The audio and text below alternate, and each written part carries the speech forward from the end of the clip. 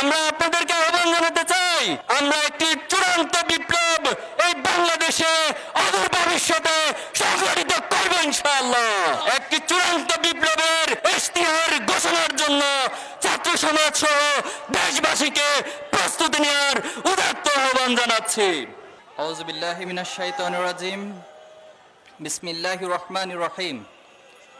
ওয়ালা তাকুলু লিমান ইউকতালু ফি সাবিলিল্লাহি আমওয়াত বাল আহইয়াউ ওয়ালাকিন লা তাশউরুন। সংগ্রামী উপস্থিতি, ঐতিহাসিক শাপলা চত্বরে 2013 সালের 5ই মে যে গণহত্যা চালানো হয়েছে, সেই গণহত্যার বিচারের দাবিতে আজকের এই মানব প্রাচীর প্রোগ্রামের সম্মানিত দায়িত্বশীলবৃন্দ, সম্মানিত নেতৃবৃন্দ, সাংবাদিক বন্ধুগণ, প্রিয় ছাত্র জনতা, আসসালামু আলাইকুম রহমতুল্লাহি ওয়া বারাকাতুহু। আপনারা নিঃসন্দেহে অবগত আছেন 2008 সালের একটি পাতানো নির্বাচনের মধ্য দিয়ে আওয়ামী লীগ সরকার ক্ষমতায় এসে এদেশে ফ্যাসিবাদ কায়েমের জন্য চূড়ান্ত নীল নকশা করেছিল। তারা 2006 সালের 28 অক্টোবরের লগি বৈঠার গণহত্যা সারা বিশ্ব দেখেছে, কিভাবে মানুষ পিটিয়ে সেই লাশের উপর নৃত্য করেছিল। সেই ফ্যাসিবাদকে চূড়ান্ত রূপ দেওয়ার জন্য তারা ক্ষমতায় এসে 2009 সালে পিলখানা হত্যাকাণ্ডের মাধ্যমে এদেশের দেশপ্রেমিক 57 জন সেনা অফিসারকে হত্যা করেছিল। এদেশের কোরআনের পাখি আল্লামা সাঈদী, বাংলাদেশের তৌহিদি জনতার কোরআন প্রেমিকদের হৃদয়ের নয়নের মণি আল্লামা সাঈদীর বিরুদ্ধে যে ফাঁসির রায় দেওয়া হয়েছিল, সেই রায়কে কেন্দ্র করে 2013 সালের ফেব্রুয়ারি মাসে কয়েকদিনের ব্যবধানে সারা দেশে নারী পুরুষ সহ প্রায় 150 জনের বেশি হত্যা করে শেখ হাসিনা গণহত্যা চালিয়েছিল। সেই গণহত্যার ধারাবাহিকতায় 5ই মে এই শাপলা চত্বরে রাতের আধারে বাংলাদেশের প্রথিতযশা আলেম ওলামা, মাদ্রাসা শিক্ষার্থী, তৌহিদি জনতা, সাধারণ মানুষের উপরে সেই গণহত্যা চালিয়েছিল। আপনাদের নিঃসন্দেহে মনে আছে 2013 সালের 19 ফেব্রুয়ারি এদেশের ইসলাম বিরোধী যে আইন করা হয়েছিল, এদেশের তৌহিদি জনতার ইসলাম প্রিয় মানুষের বিরুদ্ধে গিয়ে কিছু ব্লগার এবং লেখক তারা আল্লাহ এবং রাসূলুল্লাহ সাল্লামের প্রতি কটূক্তি করেছিল। সেই কটূক্তির প্রতিবাদ এবং ইসলাম বিদ্বেষী সকল কর্মকাণ্ড বন্ধ করার দাবি সহ হেফাজতে ইসলামের পক্ষ থেকে 13টি দাবি উত্থাপন করা হয়েছিল। এই 13টি দাবির পর হেফাজতে ইসলাম 1 মাস সে সময়ের সরকারকে আলটিমেটাম দিয়েছিল। কিন্তু দুঃখজনক হলেও সত্য, সরকার হেফাজতে ইসলামের সেই 13টি দফাকে উপেক্ষা করে ইসলাম বিদ্বেষী একটি চক্রকে দিয়ে শাহবাগে গণজাগরণ মঞ্চের নামে ইসলাম বিদ্বেষী প্রোপাগান্ডা এবং কর্মকাণ্ড চালিয়ে যাওয়ার এক মহা উৎসব করেছিল। হেফাজতে ইসলাম সেই 13 দফা দাবি মেনে নেওয়ার জন্য 5ই মে 2013 সালে ঢাকা অবরোধ কর্মসূচি দিয়েছিল। সেই ঢাকা অবরোধ কর্মসূচিতে সকাল থেকেই ঢাকার প্রবেশ মুখে মাদ্রাসা শিক্ষার্থী, আলেম ওলামা সহ সর্বস্তরের জনগণ রাজপথে নেমে এসেছিল। আপনাদের নিঃসন্দেহে মনে আছে সেই দিন এই বাইতুল মুকাররমের আশপাশে, দৈনিক বাংলা সহ এই আশপাশের প্রতিটি দোকানপাটে তারা লুটতরাজ করে অগ্নিসংযোগ করেছিল। সেই অগ্নিসংযোগ করে হলুদ মিডিয়ার মাধ্যমে তারা সেই দায় হেফাজতে ইসলাম এবং তৌহিদি জনতার উপর চাপানোর চেষ্টা করেছিল। সেদিন সারাদিন ব্যাপী হামলার মধ্য দিয়ে প্রায় 18 জন তৌহিদি জনতা ইসলাম প্রিয় আলেম ওলামাকে তারা শহীদ করে দিয়েছিল। সেদিন সন্ধ্যাবেলায় এই শাপলা চত্বরে আমরা ছিলাম। এই শাপলা চত্বর সাধারণ জনতার দাবি উঠেছিল যে 18 জনকে শহীদ করা হয়েছে, এই শাহাদাতের উপরে এই সরকারের সাথে আর কোনো আপোষ চলতে পারে না।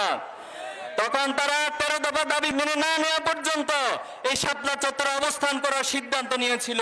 কিন্তু দুঃখজনক হলেও সত্য, রাতের গভীরে যখন ক্লান্ত পরিশ্রান্ত হয়ে আলেম ওলামারা এখানে বিশ্রাম নিয়েছিলেন, এই পিচ ডালা রাজপথে তারা ঘুমন্ত অবস্থায় ছিলেন।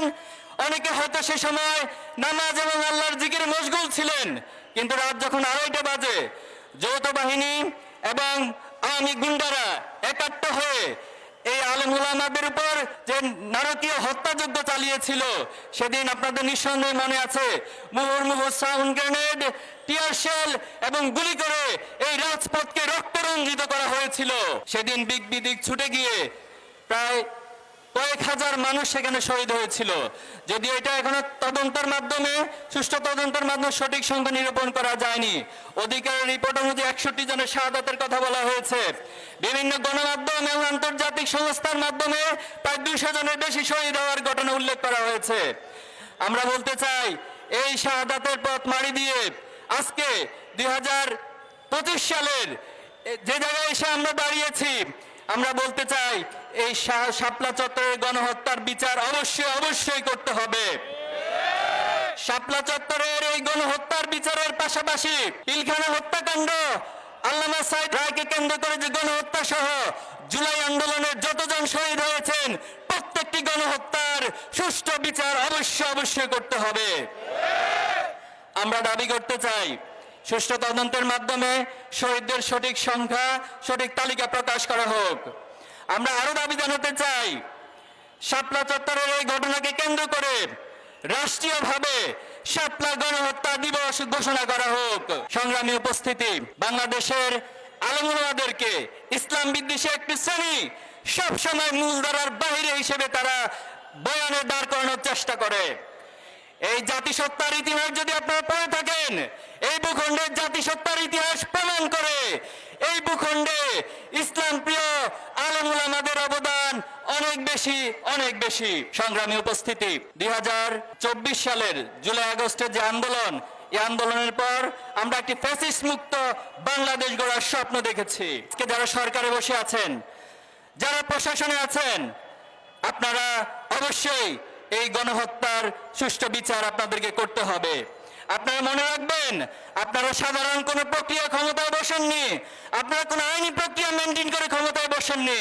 তাই গণহত্যার বিচারের জন্য আমাদেরকে কোনো আইনি প্রক্রিয়া, কোনো হাইকোর্ট দেখানোর রাজনীতি করবেন না। আপনারা অতি দ্রুত এই গণহত্যার কার্যকর এবং দৃশ্যমান বিচার ব্যবস্থা আপনাদেরকে করতে হবে। আমরা কারো নাম উল্লেখ না করে হুঁশিয়ারি করতে চাই, যারা ফাঁসিবাদ পুনর্বাসনের চিন্তা করবেন, হাসিনার যে পরিণতি প্রজন্ম করেছে, আপনাদের পরিণতি তার চেয়ে ভয়াবহ করবে এই প্রজন্ম। সংগ্রামী উপস্থিতি, আমরা একটি নতুন বিপ্লবের স্বপ্ন দেখছি। আমরা আপনাদেরকে আহ্বান জানাতে চাই, আমরা একটি চূড়ান্ত বিপ্লব এই বাংলাদেশে অদূর ভবিষ্যতে সংগঠিত করব ইনশাআল্লাহ। একটি চূড়ান্ত বিপ্লবের ইশতিহার ঘোষণার জন্য ছাত্র সমাজ সহ দেশবাসীকে প্রস্তুতি নেওয়ার উদাত্ত আহ্বান জানাচ্ছি। সংগ্রামী উপস্থিতি, আজকের এই মানব প্রাচীর প্রোগ্রামে আপনাদের সকলকে উপস্থিত থাকার জন্য আন্তরিকভাবে ধন্যবাদ এবং কৃতজ্ঞতা জানিয়ে আমার বক্তব্য এখানে শেষ করছি। আসসালামু আলাইকুম রহমতুল্লাহ। বাংলাদেশ জিন্দাবাদ, ইসলামী ছাত্র শিবির জিন্দাবাদ, ইনকিলাব জিন্দাবাদ।